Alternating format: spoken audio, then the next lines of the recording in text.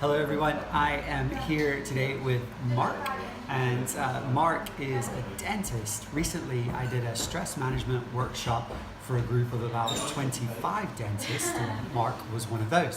So I've asked him to come and let us know a little bit about what that was. So, thank you for doing this. You're welcome.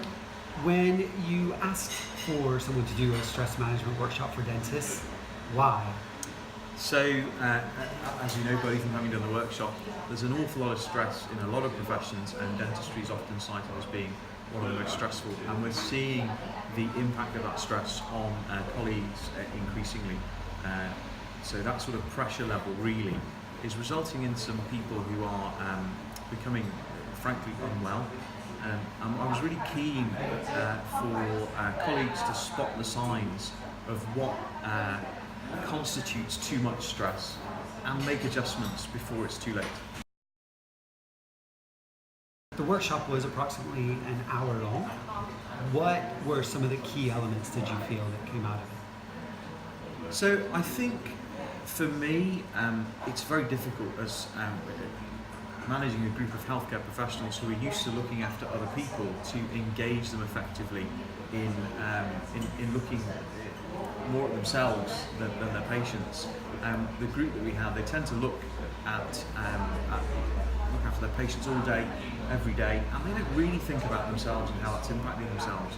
So for me, the thing that stood out was you managed to turn that around fairly quickly and get them reflecting a little bit on what was causing them stress and thinking about how they could change that, and not just thinking about their patients, because ultimately if you've got a stress practitioner, that's not good for the patients either.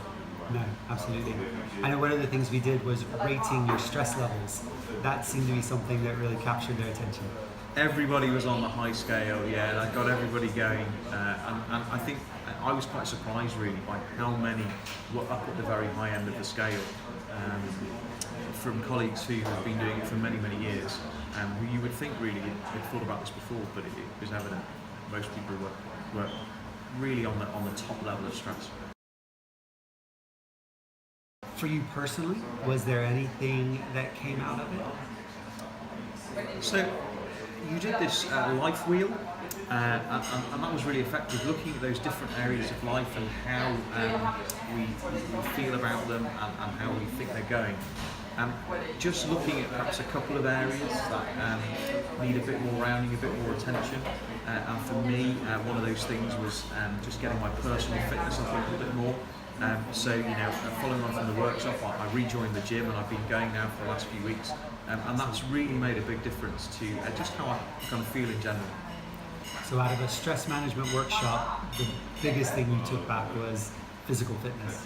I think it was making the time for it. So I think that a lot of the time you're busy working, you're busy looking after your patients, and it's too easy to let time for yourself and your own health slip by. So I think for me it was recognising that and making some changes and putting time in my schedule for that. Great. Stress affects the majority of the population, and it's a whole life problem. When you are stressed, it affects your whole life. So changing little bits about your life can then affect the stress levels. And for Mark, that has been adding in time for physical fitness. For others, that might be time for walking and thinking. And for others, that might be time for climbing trees, whatever it is for you personally. But thank you, Mark, for sharing a bit and for being willing to do this. I really appreciate it. Thank you.